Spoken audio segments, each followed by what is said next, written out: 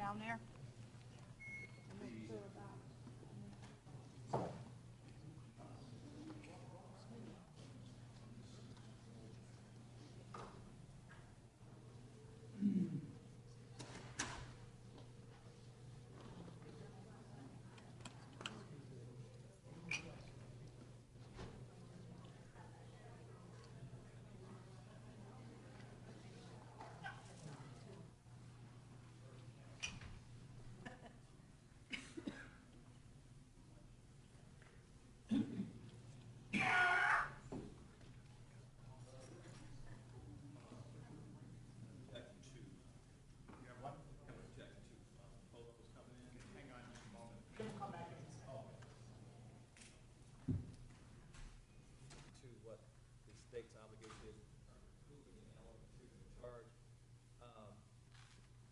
One photograph would show that there's a deceased person here in that place, Your Honor. Instead of having three fairly gruesome photographs admitted to show basically the same thing. I believe the court looked at multiple photographs previously and did not allow some of the cumulative. The one photograph, extreme close-up, allows identification of the individual, which is an element that they identify and prove in this way. That's the only one in which the face is actually visible. The second one shows the position of the hands, the other ones are the whole body. I don't find it, they are somewhat gruesome. I agree with you. They are, the state does have a right to introduce the agent to a certain situations. I don't find it showing duplicate items. That demonstrated the utter duplicitous in one photograph. Did not give the detail of the other, so I'm going to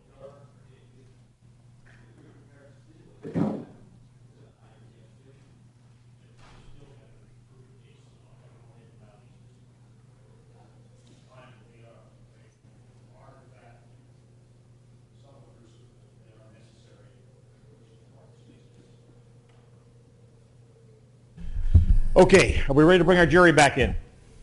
Yes. Okay, let's go ahead and bring the jury in, please. Whoop, lost Jeff. There he is. Jeff, you can go ahead and bring him in. Yes,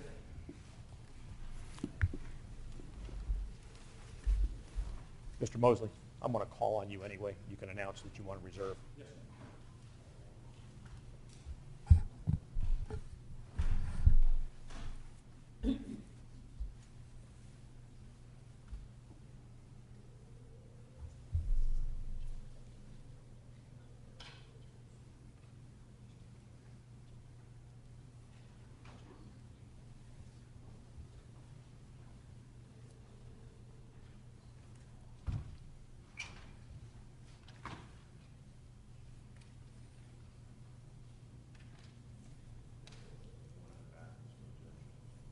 Oh, I thought we had that taken care of.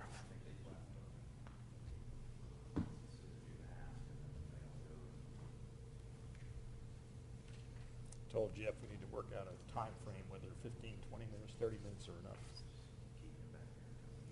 That's right.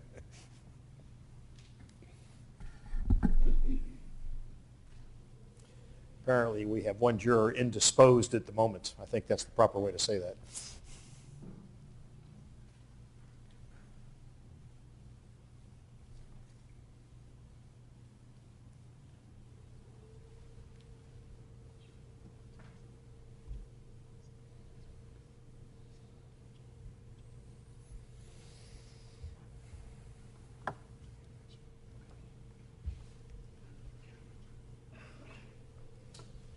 Dave, do me a favor, make sure this microphone is on. I can't reach it. All rise, jury's entering.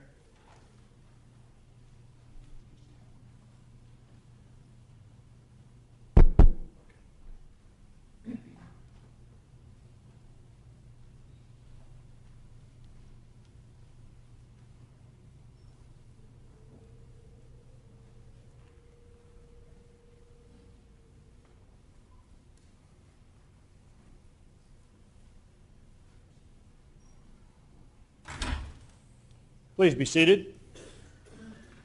Ladies and gentlemen, welcome back. Mr. Mosley, defense opening? Reserve, okay. The defense will be reserving and presenting their opening at a later point. State, call your first witness, please. First witness is Amy Scott.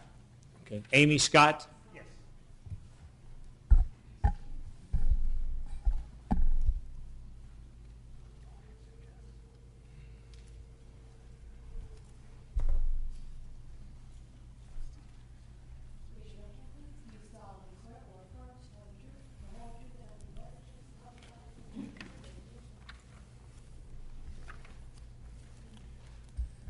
Ma'am, be very careful on those steps coming up.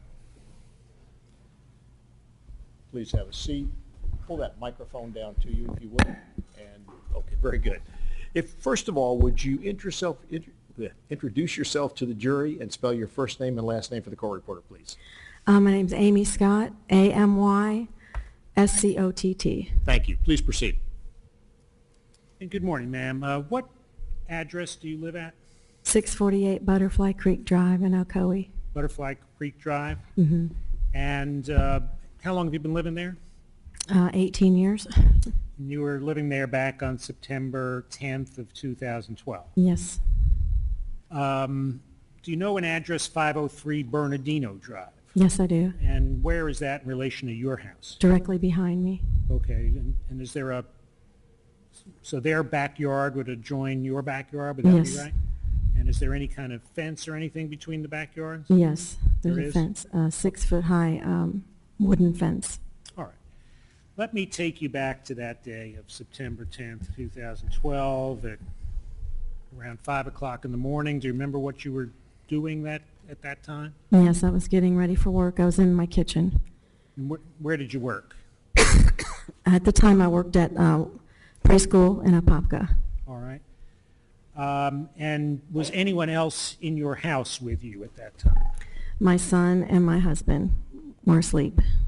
They were asleep? Mhm. All right, and you were getting ready for work. Yes. Did something unusual happen after 5 o'clock in the morning?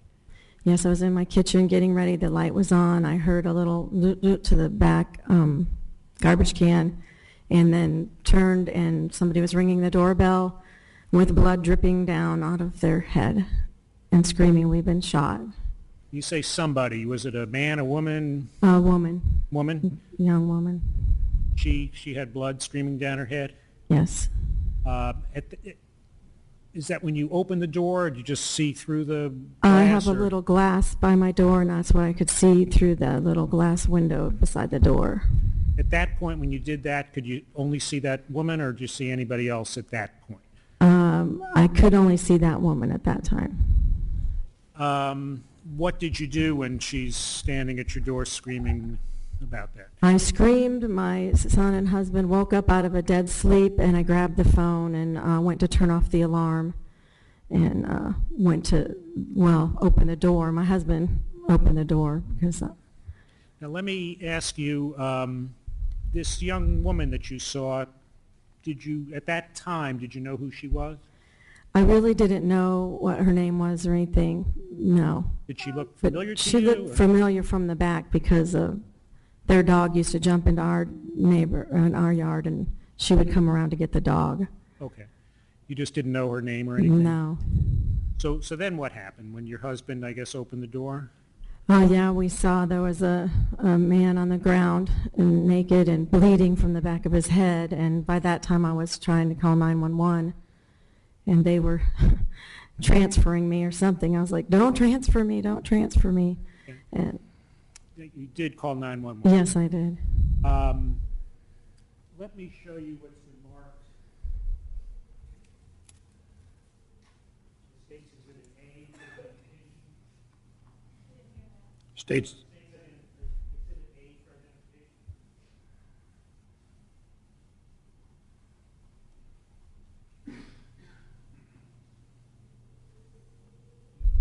You've seen this before? Yes, I have. Have you listened to this? Yes, I have. Is this the recording of your 911 call? Yes, it is. This time I would like to enter into evidence States Exhibit A and play it for the jury. Any objection?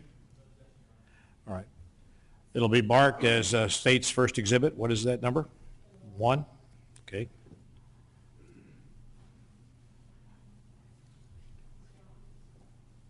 We need to have it so we can mark it. And is going to be played, is that correct? Folks, this will be played for you, and this will be back in the jury room with you since it has been marked as an exhibit into evidence.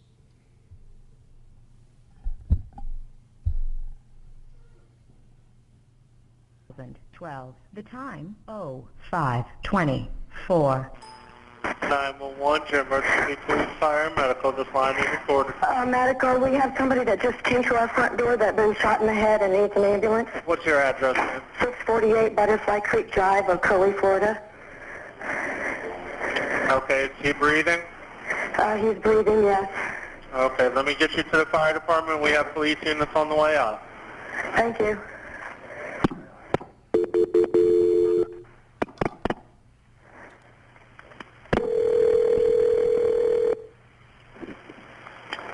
Orange County Fire Rescue, what's the address of the This is a Ocoee 648 Butterfly. I'm sorry, what is the address? 648 Butterfly Creek Drive in Ocoee. Are you off of White Road? Yes. Okay, and what's the phone number you're calling from? 407-877-7290.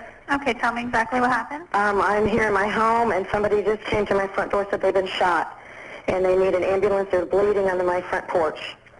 Okay, PD, are you responding? Yeah. Yes, PD is en route. I don't know. I think we need police, too, because... Yes, ma'am. This is the police department. We have the police on the way. Okay, and the ambulance? Yes, ambulance is coming too. Hold on one second, ma'am. All right.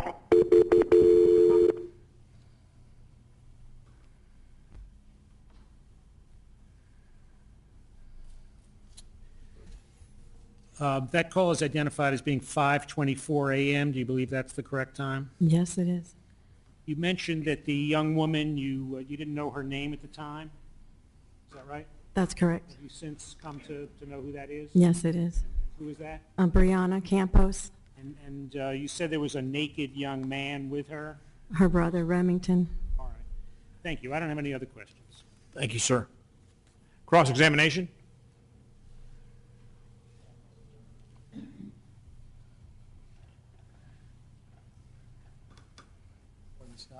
Good morning.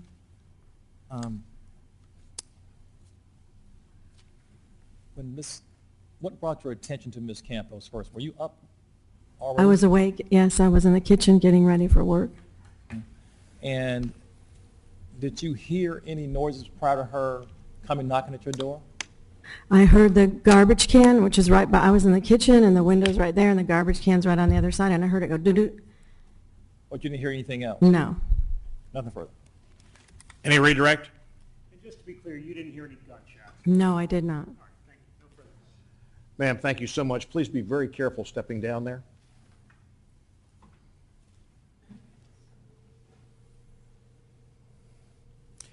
Call your next witness. Your Honor, the state calls Officer Daniel Schilling. Daniel Schilling, please.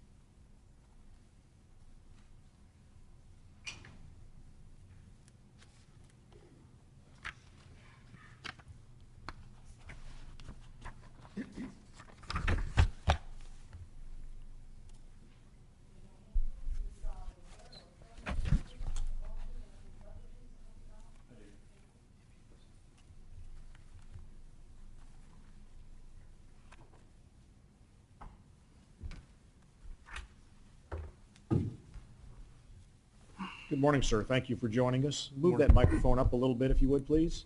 And you want to be about 2 to 3 inches from the microphone if you would. Would you introduce yourself to the jury and spell your first name and last name for the court reporter, please? Officer Daniel Schilling with the Ocoee Police Department. That's D-A-N-I-E-L. Schilling's S-C-H-I-L-L-I-N-G. Thank you. Please proceed. Thank you, Your Honor. Mr. Schilling, where are you currently employed? With the Ocoee Police Department And how long have you been employed with the Ocoee Police Department? since June 1st of 2009. What are your current duties with the Ocoee Police Department? Currently, I'm in the K-9 unit. Prior to joining the K-9 unit, what was your assignment or your duties? I was a road patrol officer. I think we know, but can you tell us what a patrol officer does or what you were doing when you were assigned to patrol? Usually assigned to a district or a zone in the city, and I handle calls for service, anything from, robberies to noise complaints. Pretty much everything. When someone calls 911, I go to that. Mr. Schilling, were you employed and on duty with the Ocoee Police Department back on Monday, September 10th of 2012? I was. What was your shift that morning? I think we were on a 6 p.m. to 6 a.m. schedule at the time. So you were still on shift around 5 a.m., is that right? Correct. But your shift was about to end. Correct. Did you receive a call referencing a gunshot victim that morning at approximately 5:24 a.m.? I did. And did you respond to 648 Butterfly Creek in reference to that call? I did. Where were you located physically when you received the call to go to that address?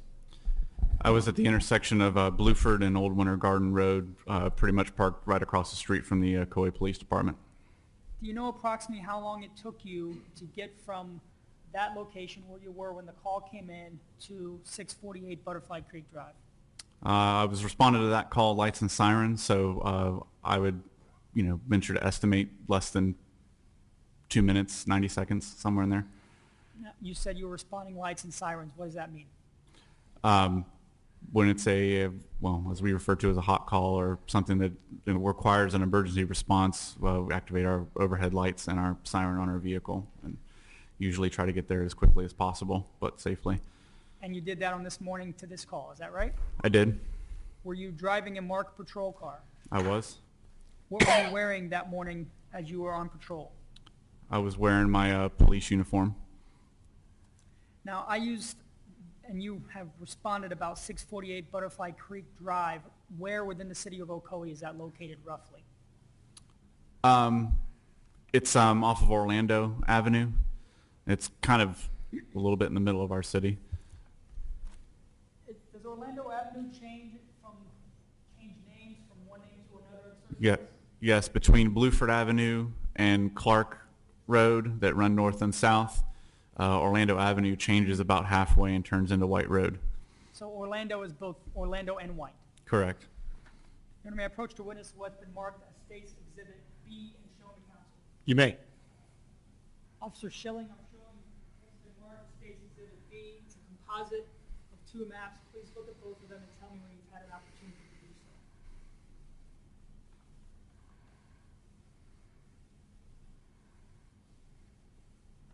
I have. Do you recognize the two maps in State's Exhibit B? I do. And what do they depict? They depict the area or where the incident occurred. You know, those maps fair and accurate depictions of that area that you responded to on the morning of September 10th. Yes. Your Honor, at this time, the state seeks to omit State's Exhibit B as State's 2. Any objection? All right, they'll be admitted as the next numbered exhibit. It's a composite of 2 pages. Thank you. Your Honor, permission to publish State's 2? Yes, sir, you may. Officer Schilling, I'm going to put the maps up on the screen. You should see it in front of you. You can use the screen and touch it to mark on it as you see fit as I ask you questions. I'm going to start with B2.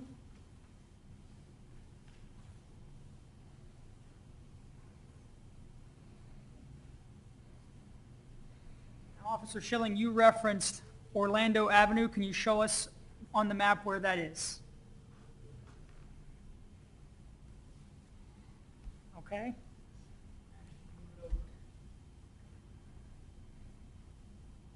Now, and I'll clear that off. From what direction did you approach Butterfly Creek Drive that morning? I came from the west, so I was traveling east on Orlando Avenue. So from left to right on the map, is that right? Correct. Okay. And how did you get to Butterfly Creek Drive that morning, if you could show us on the map? All right. And what road is that, sir? Sleepy Harbor Drive. Okay, and then you turn left on Jackson. Left on Jackson, which turns into Butterfly Creek. And you said it was 648, correct? 648 Butterfly Creek is the house you actually went to. Yes. I'm going to use now B1.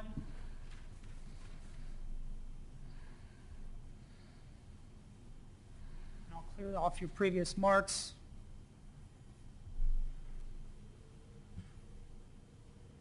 Now, can you see 648 Butterfly Creek Drive? Yes, I'm pretty positive it's the second house. Okay, go ahead and mark that if from you wouldn't mind. Chicago. All right. Now, off of the end of Sleepy Harbor Drive, there appears to be a vacant space or some type of open field. Do you know what that is? At the I'm very sorry, s- where are you talking about again? The south end of Sleepy Harbor Drive. Okay, you talking about, can I mark it? Yes, sir. Or- Go ahead. Are you talking about this? Yes, sir. Okay, yeah. Do you know what's in that location? I think that's where the basketball courts are now. Okay, small park. Yeah, and the bigger portion of the park's off to the, well, if you're looking at the map, off to your left. Okay. So you took a left on Jackson and went to Butterfly Creek Drive.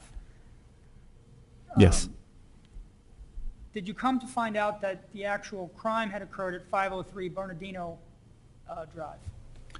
Yes, I did. Now, did you ever personally respond to 503 Bernardino Drive? No, I did not. 503 Bernardino Drive, is that in Orange County, Florida? It is. Okay. So backing up for a moment, you arrive at 648 Butterfly Creek Drive. Were you the first person there?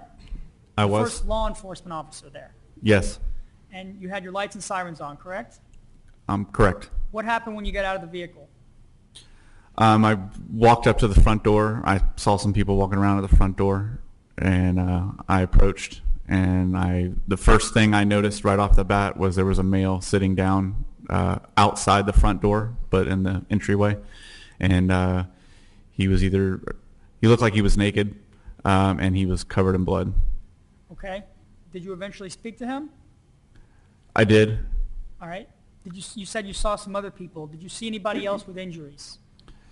I didn't. There was a female there as well who was walking around on the phone. I think she was still on the phone with the 911 dispatcher. I'm not 100% sure who she was on the phone with, but she was kind of walking around, and I didn't realize she was injured in the beginning, but I eventually asked her a little bit later, and then she told me she was. Did as you well. ever see any blood on her person?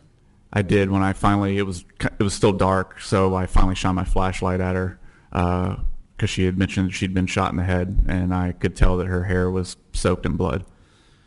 Now, earlier I asked you if you were the first person there, and you said you were. Did other units eventually arrive to assist you? At least one other officer arrived with me on Butterfly Creek, and then once we figured out that the actual incident happened on Bernardino, the rest of the officers went to that residence. But you stayed at 648 Butterfly Yes. Creek. Yes, I stayed at that residence with the two victims.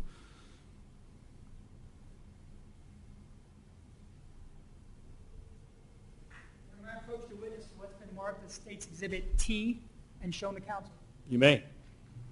Officer Schilling, I'm showing you what's been marked as State's Exhibit T. It's a disc. Take a look at it and tell me if you recognize any markings on it.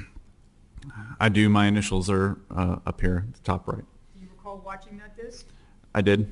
And what was depicted on it? It's looks like it's a surveillance video from a house, and you can see me driving to the scene. Okay, so this video had a timestamp, is that right? Correct. And you said you saw the first patrol vehicle on scene arrive in the video, is that correct? Correct. Did the timestamp on the video match the time that your vehicle arrived at the scene? It did.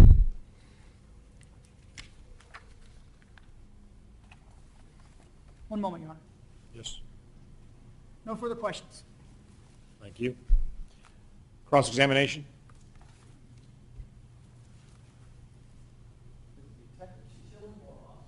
It's Officer Schilling. So you had no involvement in any other investigative issues in this case at all? I did not. Okay, so the only thing you did in this case was just arrive at Butterfly Creek and wait until assistance came to your location? Yes, I waited for I mostly waited for the medical personnel and detectives to arrive, yeah. Okay, did you ever determine who Ms. Campos was talking to on the phone? No, I did not. And are you pretty sure she was talking to one on the phone? Yes, I recall she was on. I think she was still on, like I said, I think she was still on the phone with the 911 dispatcher. But I'm not 100% who she was on the phone with. Thank you.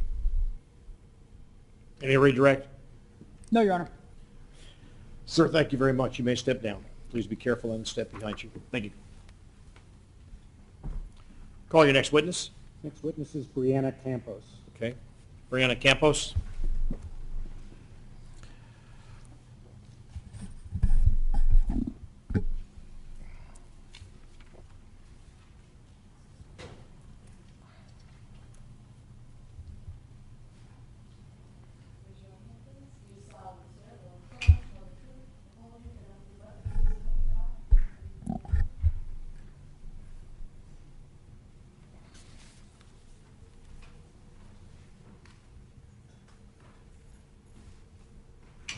Good morning. Please bring that down to you. And your voice is a bit soft, so stay very close to it if you would. Would you introduce yourself to the jury and spell your first name and your last name for the court reporter, please? Briana Campos, Brienna Campos. Thank you. Please proceed. How old are you today? I'm 23. How old were you back in, what's your birthday? February 4th, 1992. So back in May and September of 2012, you were 20 years old, is that right? Yes. Okay. And where were you living on those occasions in May and September of 2012? At 503 Bernardino Drive, Ocoee, Florida. Whose house is that? My parents. Let me take you back to May 9th of 2012. Were your parents living at that address at that time? No, they were not. And where were they? They lived on the coast. So they were not in the same town as... Correct. Okay. So who was living at the house at 503 Bernardino Drive back on May 9th of 2012? Myself and two brothers and a roommate. Who were your brothers? Remington Campos and Brandon Campos. And if you know, how old were they, or how much older or younger than you are they? Remington's 3 years older, so he would have been 23 at the time, and Brandon, the youngest, is a year less than me, so he would have been 19. And you say there was a roommate there as well? Yes, Alex Zaldivar. And how long had Alex been living with you? In May, maybe 6 months.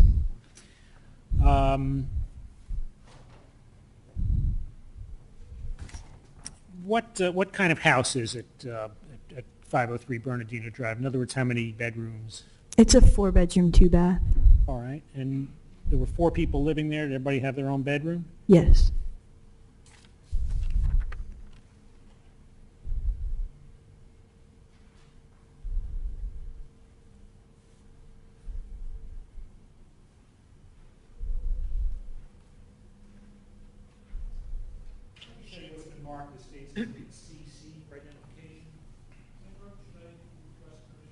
You may approach. That's not necessary.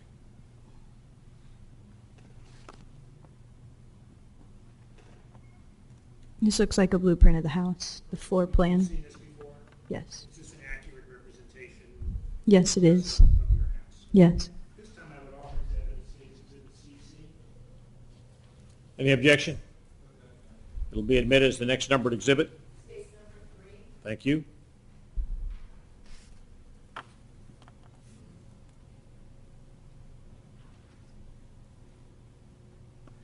And I would like to publish this to the jury. Yes, sir.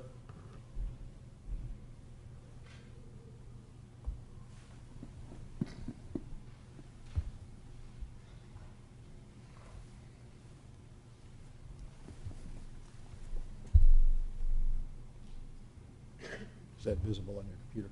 Yes.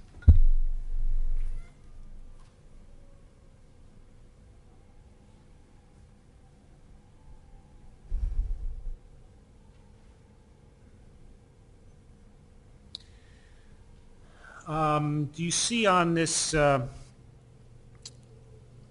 drawing where your bedroom was? Yes, I do. And I think you can just draw on it. Okay? And that's where your bedroom was on May 9th? Yes. And by the way, was that where your bedroom was also on In September 10th? September, yes, it Okay. was. And tell us where the other people slept. My younger brother would have been in this room right across from Well, me. this is a bathroom, was he? Oh, okay, you so got that yes, wrong. it would be right here then. Okay, and we can actually erase, I don't know how to do it. all right, so this is your bedroom. Mm-hmm. This And is your brother's, Brandon's. right? Okay, Right here would have been Remington with Alex right here. okay. Is that where everybody's bedrooms were on May 9th and on September 10th as well? Yes. Let me first talk about what happened on May 9th of 2012. What were you doing, say, in the afternoon on that day? I was in the living room with my brother and one of his friends watching Netflix on the television. And if you could show us where the living room is? Right here. Okay. So what, you were there with your brother, you said, Yes, my younger brother Brandon. Brandon. Anybody else there? William was there, who they both carpooled to school. Alex was also home but sleeping in a room, and Remington was currently at work. All right. And you mentioned William. Who's that? One of my younger brother's friends, they went to school together. You know his last name? Yes, Harrington. So was you, Brandon, Will, watching TV in the living room, you said? Yes. You remember what you were watching? Netflix, I don't know what show. All right. And Alex was asleep in his bedroom. Yes. Did something happen unusual that afternoon? Yes, we got a random knock at the front door. You remember about what time this was? Because William and Brandon were home from school, it had to have been between 12:30 and 1 p.m. All right. And you're just watching this movie on Netflix and there's a knock on the door. Yes. What happens? I look at my brother who's sitting in a chair in the living room across from me and asked him, "Are you expecting anyone?" He shook his head no. And I said, "Me either." So I sent him to go up to the door and see who was there. We have no peephole, it's just a side panel glass to look through. And as he peered through, he didn't really have a clear look. And so he opened up the front door. And that's when I heard two gentlemen there and tell him to step back into the house. You say two gentlemen. Could There's- you describe them a little more? It was two black males standing at the door in what looked like just T-shirts and basketball shorts. Okay. And so they're the ones at the door. Yes. What happens then? They pull out two pistols in my brother's face and tell us to get back in the house and get the fuck on the ground. Okay. So what happens then? We proceeded to step back into the living room in front of the fireplace where William was sitting on a love seat. And he was still sitting there in shock. And so they had to repeatedly tell him, "Get down on the ground." And so now all three of us are face down on the wood floor. And they just tell us, "Don't look, don't look. Where's the money?" And they start rummaging through the house to find stuff. Did they ask you anything? They just Demand anything? they asked who else was in the house. And we didn't say anything. We said no one. So they start looking through the house, you say? Yes, they One start. of them did, I guess? Yes, one stayed with us in the living room while another went through the house checking rooms for anything of value, and while they happened to be on the back side of the house where Alex's room is, he yelled out to the living room, "Oh, there's another jit sleeping back here." And they pulled out Alex in his boxers and then laid him down on the floor with us three. Okay, so all four of you are now on the floor. Yes. And did they tell you what they were looking for or what they They expected? kept to find? asking for drugs and money and asking, "This is the grow house, this is the grow house." And I said no. They looked through the windows in the backyard and there's just a pool in the yard. They checked the whole house. They found small amount of cash that was there between all four of us. And when they were disappointed with their find, they then grabbed backpacks and duffel bags and filled it with laptops, cell phones in our pockets, and various other electronics. Okay. Now, you say you were face down on the floor. Did you get a look at these two guys? Yes, I did. Well, between all four of us, we tended to look up and view them before they'd yell at us, and at one point, it was Bessman Okafor actually picked me up off the ground and dragged me to my room because he thought there was hidden drugs in there, and dragged me to the room and found nothing, and then he placed me back in the living room with the other three. Now, you say Bessman Okafor. Had you ever seen him before? No, I did not. When this is happening, you don't have any idea his name? I did not know his name, no. Okay. And did you notice anything about him when you saw him? Yes, he had a scar on his chest that it almost looked possibly like a burn, like it was kind of bumped up a little bit. He was wearing a black V-neck. So right in the V-neck, where it comes down, there was like, almost looked like a boil or a scar or some. And he also styled in his eyebrows, like 3 slash marks in his eyebrows. Okay. So he's looking for drugs, money, something. Yes. Okay. And you say they loaded up cell phones and laptops and that kind of thing. Xboxes and yeah. Okay. And then what happened? Then they continued to tell us to stay on the ground. We're not here to hurt you, blah, blah, blah. After they placed everything in duffel bags and made sure there's nobody else in the house after finding Alex, they asked whose vehicle was parked in the driveway, which was Williams, who drove Brandon from school. They lied and said it was the older brother at work, so he had the keys. Didn't take the vehicle, but then they checked all our pockets, found house keys from Brandon coming home from school, and as they left the house and grabbed the duffel bags to walk down the road to wherever their car was, whatever, they used Brandon's house keys to stick it in the house front door lock and make sure it would unlock and lock, like they were going to come back. When you were lying face down on the ground, did they tie you up or anything?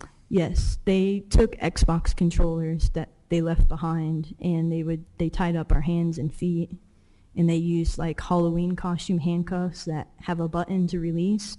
I believe they put those on William, so he was able to get himself free and untie the rest. All right, so they, after tying you up and taking the stuff, did they leave? Yes, they left. Did you ever see, or could you ever see, how they, any vehicle that they came with?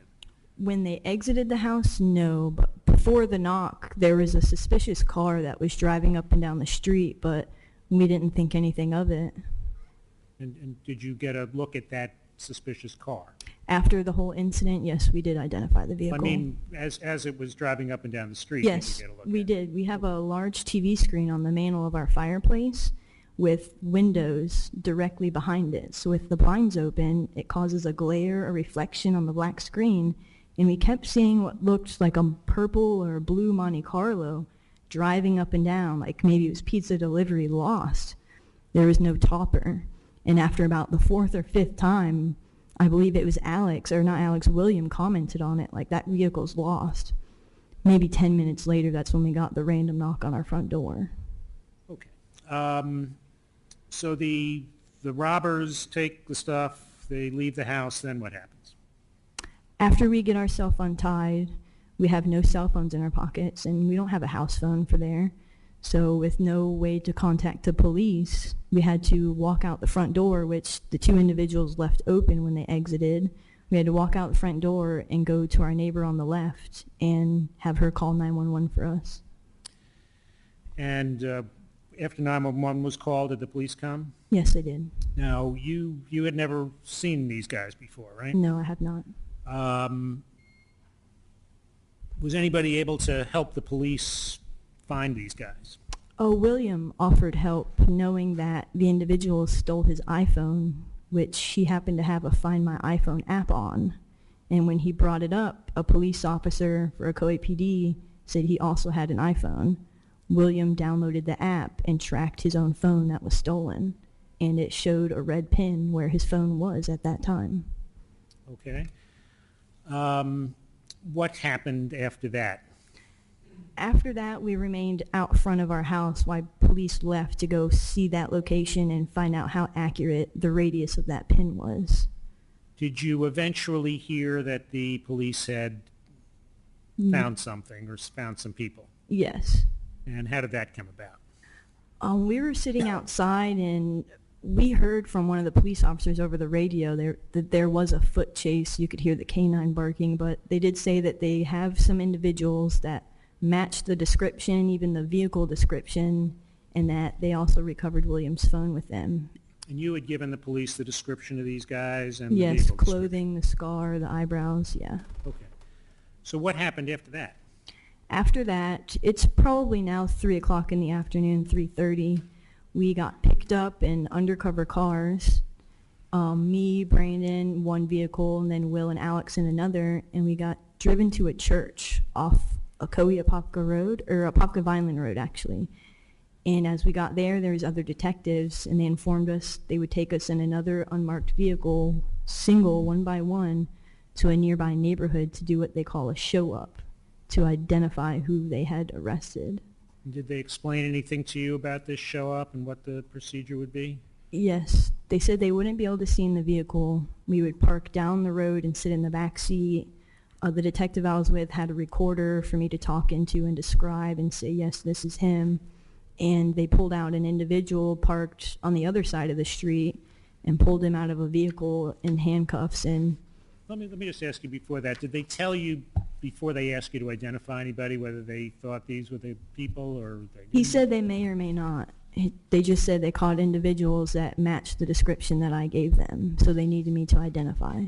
All right, and so when you did this show-up, you drove past these guys? Yes, after they did the show up and I said, yes, these are the individuals I saw, then we proceeded to leave and he drove me by the house that they found them in, and there was the purplish Monte Carlo looking car parked like on the grass in the sidewalk. And the two individuals that you identified, were you certain those were the two individuals that came I into was your house? 100% positive, yes. Were 100% positive? Yes. Okay. Do you know the names of those two individuals? I do now. What were their names? Bessman Okafor and Nolan Bernard. And Bessman Okafor, who you identified on May 9th of 2012, would you recognize him again if you saw him today? Yes, I would. Do you see him here in this courtroom? Yes, I do. Could you point him out to us?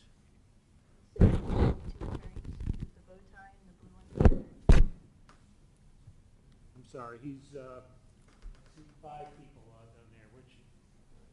He's the second from the left.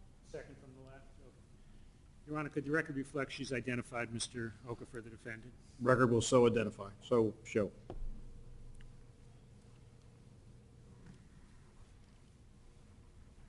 And was it your understanding that both Mr. Bernard and Mr. Okafor were arrested that day? Yes. Did you get back most of the property that was stolen? Yes, around 4:30 they allowed us to go to the police station and they asked us descriptions of what was stolen before they unveil it in a box and return it. Okay. Were you ever notified about a trial for this case, for this home invasion? We did receive various things in the mail for subpoenas and our deposition, yes. Okay, now you mentioned the deposition. Did you actually go to a deposition? Yes, I believe me, Will, Brandon, and Alex all rode together. Okay, and what is a deposition as you understand it? It's like, it was like an interview with the state and the defense, pretty Okay. much just like a transcript of what happened, what we're doing now.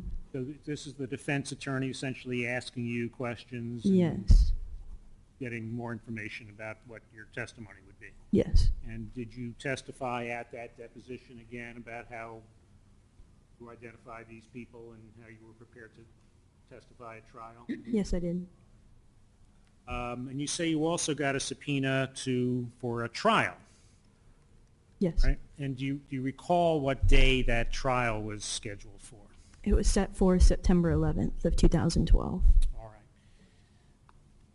right. Let me take you now to September 9th, September 10th of 2012. Did you go to sleep at some point that night? September 9th, yes, I did. And again, you in that same bedroom you pointed out to us? Yes. Who else was in the house at that time? Well, let me ask you this. Who was living at the house back in September 9th, September 10th? Myself, 2 brothers, and Alex Zaldivar were currently... Same people? Yes. Okay. So you said you went to sleep in your bedroom. Yes, I did. And what were you wearing when you went to sleep? I was sleeping in my undergarments at the time. All right. And you were in your bedroom by yourself. Yes. Did you have a dog? Yes, I do. How old was your dog at the time? He was about 4 or 5 months at the time. And where was your dog? He sleeps in the bedroom with me. Okay. Was your bedroom door closed when you went to sleep? Yes, it was. Did you know who else was in the house when you went to sleep? I knew my older brother Remington was, but I wasn't positive about Alex because he had left to drive my brother to a friend's. Your brother And- Brandon? Yes. Okay. And he must have came home later than I went to bed already. All right. So it was your understanding that Brandon was not going to be sleeping there that night? Yes, I knew he was gone. Okay. And you knew that Alex had taken Brandon and you just didn't know if he'd come back yet? Yes. All right. And Remington, you say, was asleep in his bedroom? Yes. So you went to sleep. Any idea about what time it was you went to sleep? Wee hours of the morning. It was probably maybe 1 a.m. because I wake up a lot. I was where I finally got to full sleep. All right. Did anything happen after that, after you went to sleep? I normally wake up around 4:30 from a phone call with my boyfriend, getting ready to go for work with his dad. And like an internal alarm, I must have woke up a little bit shy of 4:30. I checked my phone. I believe it said 4:24 a.m. So to stay awake and wait for the phone call, I got up and used the restroom, went back into the bedroom, and I must have fell asleep. The next thing I hear is the dog's barking. I have my dog in my room. My younger brother across the hall has a dog as well that was still locked in the room. And I hear That the was dog. Brandon's dog? Yes. Okay. And I hear both dogs barking at this point, and then I start to hear banging coming from the living room, it sounds. I mean, the pictures are vibrating up against the wall. So it's, at first I thought maybe Brandon came home and there's an altercation in the living room, maybe he's been drinking and he got pushed into a wall. Well, the banging didn't stop. It was like 3-4 more times to where I said, okay, something's wrong, I need to defuse it. Let me just stop you there. Do you know about what time this was? A little bit after. I remember saying 5, but I don't know the minute. It was after 5 a.m. A little bit after 5 a.m.? Yes. Okay. You hear the banging. I hear the do you- loud banging, so I decide I'm going to get dressed and go in the living room. I open up my closet door to put on basketball shorts and grab a t-shirt, and as soon as I do that, the banging ended up being my front door, or my bedroom door being kicked wide open, and there was like a lag, maybe 2-second lag, and as I peeked around my bed, or my closet in my bedroom, all I see is an arm stick out with a long black sleeve, and it looks like a t-shirt wrapped in his hand holding the butt of a gun, and it's just the barrel of the pistol comes around my corner where my closet's next to it, and I peeked around and I went like this instantly, and he just said, shut the fuck up and get in the living room. And while I'm still trying to put on my shorts so I'm not in my underwear, he grabs me by my armpit and drags me out through the hallway to the living room as I'm sliding on my shorts. And could you see this person at all? You described he's holding a gun holding a t-shirt with a gun. See anything else about him? The only part of the skin I could see was just around his eyeballs and his nose due to t-shirts covering them up. So you say he had t-shirts covering up his face? Yes, it looked like he had a t-shirt where he just put his head through the hole and let it almost drape like a scarf around his neck. And then he had another t-shirt where the part where your head goes was like here around his eyes, and he had it look like tied in the back. So all you could really see from his face was his eyes? And a slight hairline, that's it. Okay. You say you saw a little bit of the hairline? Yeah. And could you tell the race of this person? No. Could you see about what kind of hair it looked like he had? His hairline was showing, so yeah, it looked like short buzzed hair, maybe a fade, you know? It was real faint, but a solid, clean line right on his head. All right. And could you see anything about his build? He looked tall. I mean, I'm small, so everybody seems 6 foot. Okay. But he was wearing all dark clothing, really baggy around him because he had layers, so it made him look tall and lanky. Okay. And that's all I got. He wasn't a fat guy or anything like that? No, he didn't appear to be, no. All right. So he drags you out of the bedroom. Yes. Can you look around at that point, or what? The only light on at that point was in the hallway between mine and Brandon's bedroom, so I could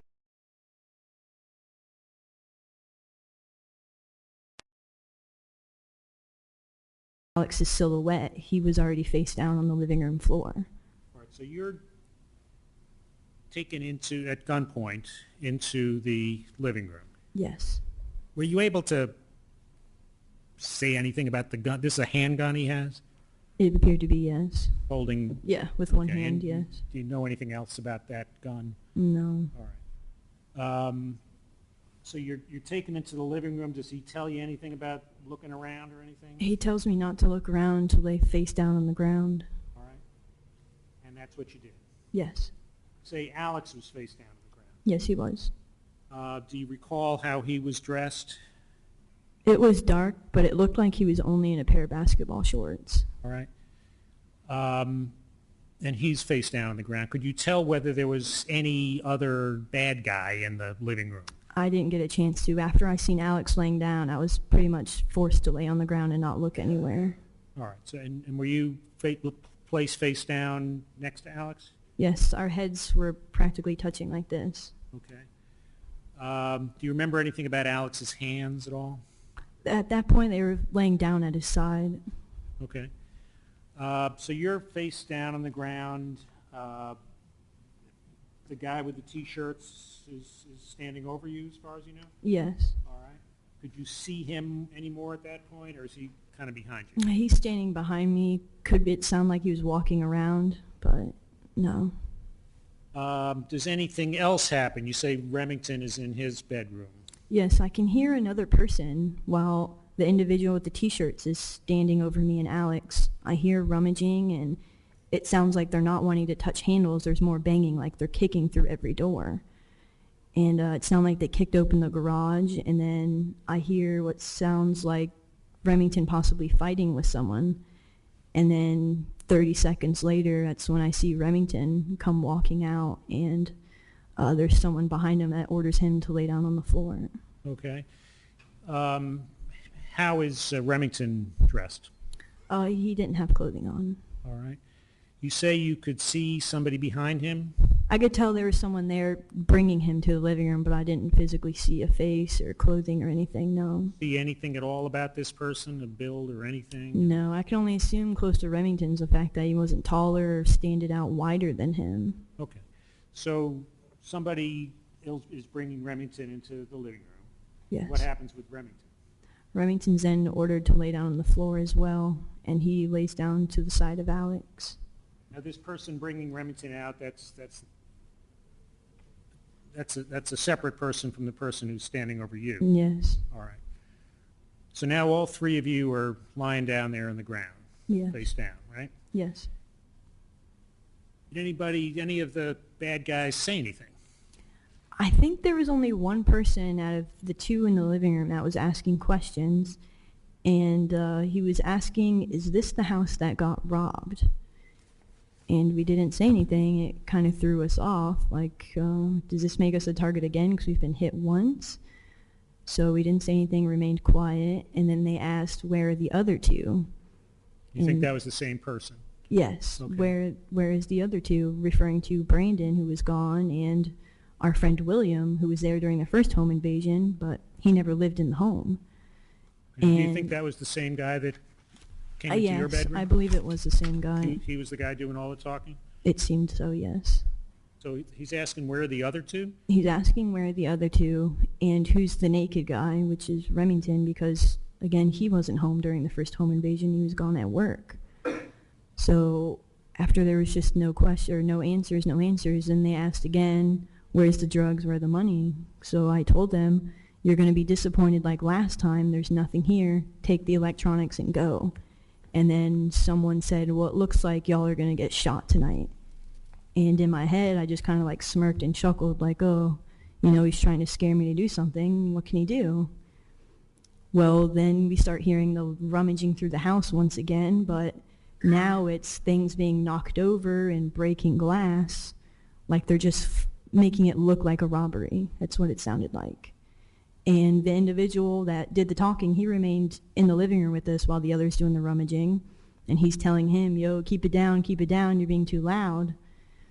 And after all the noise stopped, they came into the living room and they asked again, where's the money, where's the drugs? No noise, we didn't make any sounds. And then it was just real quiet. And I heard elastic gloves get put on, like the snap of latex gloves on the wrist.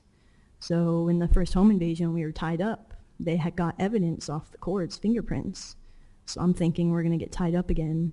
I crossed my hands and my feet to get tied up.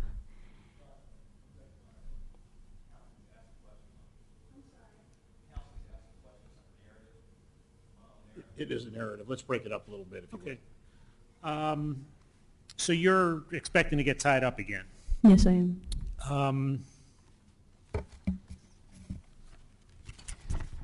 You mentioned about, I think you said at one point, they were going through the house.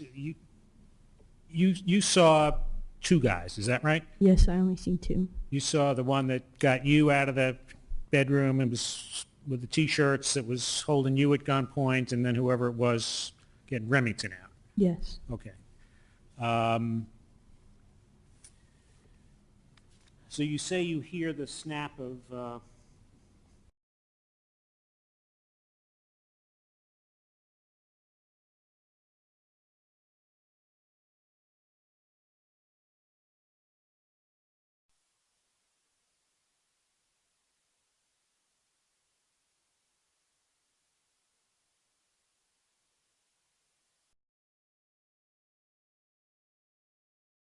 I held my breath for what felt like 5 minutes, and I just lay there still as I could.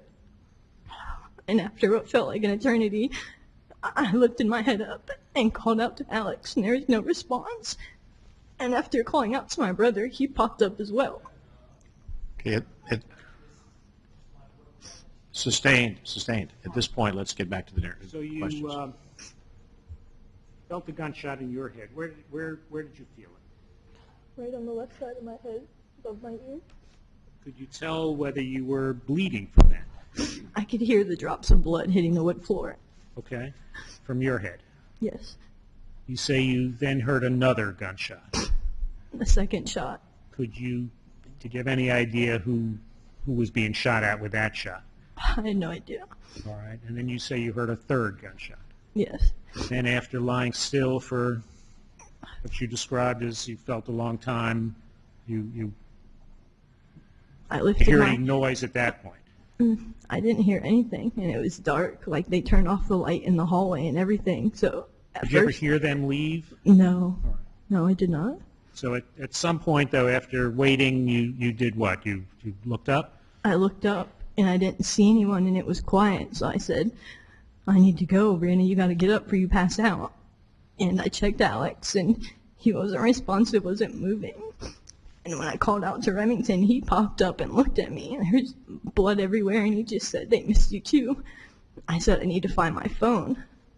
I couldn't find it, so we left. Okay. Did you go into your bedroom looking for your phone? Yes. What did you see in your bedroom? My futon was flipped over and like snapped in half from just being thrown over. Okay, so you didn't see your phone in there when you looked in.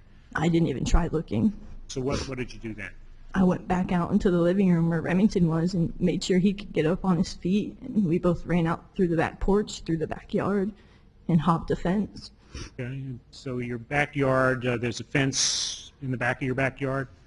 Yeah. And so you got over the fence? Yes, we did. Remington able to get over the fence also? Yeah. Okay. Who seemed to be more hurt, you or him? Remington. Okay. Did you have to help him at all? Yeah, I had to help him through the yard and to get over our back fence. And luckily, the neighbor behind us, their yard slopes down to where when he hit, he was able to roll down and pretty much get back on his feet because I don't think I could pick him up on my own. And then I helped him get over the gate to their front yard, and we ran to their front door. Okay. So you had to run around their house, kind of the neighbor's house? Yeah, through the backyard. At that point, did you know that neighbor? I knew her, but not by name. We used to skateboard with her neighbor, and like she said, our dog used to jump our fence and get into her backyard. Okay. So you went up to her front door? Yeah. And what, rang the bell? Yeah. Was 911 called? Yeah, she did for us.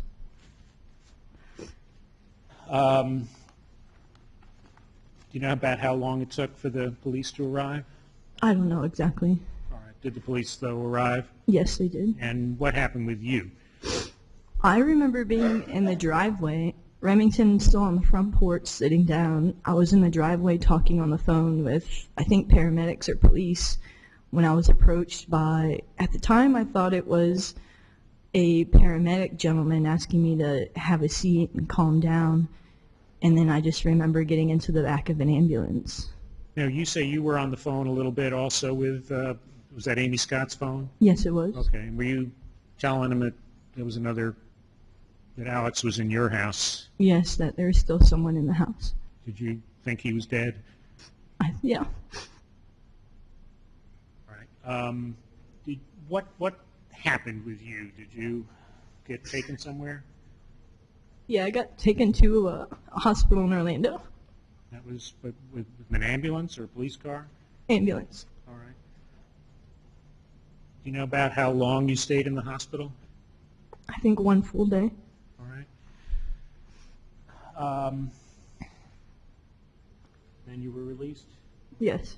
How are you today, physically, from this gunshot?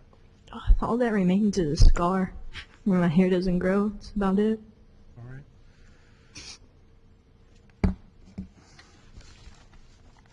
The guy who came into your room with the T-shirts, would you be able to identify him if you saw him again? No, I would not. And I assume the guy that was taking Remington out of his room, you wouldn't be able to identify him? No, I would not. When this all happened, were you did you have any knowledge about whether Mr. Okafor and Mr. Bernard were still in jail? As far as I knew, they were still in jail.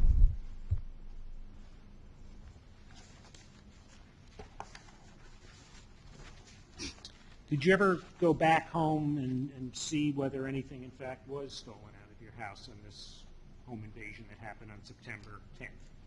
Yes, after we were released from the hospital, we met with detectives at the house who had us do a walkthrough and show them what happened and where it happened, and also to identify if anything was missing, and everything was still there. Okay.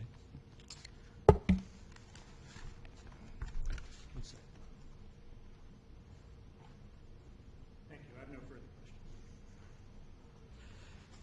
questions. I assume you're going to be a little while on cross? All right. We are at a good breaking time here for lunch. Ma'am, you can step down right now if you want. Be careful on those steps, please. I'm going to ask you to be back at 1:30. Ladies and gentlemen of the jury, I'm going to go ahead and excuse you for lunch.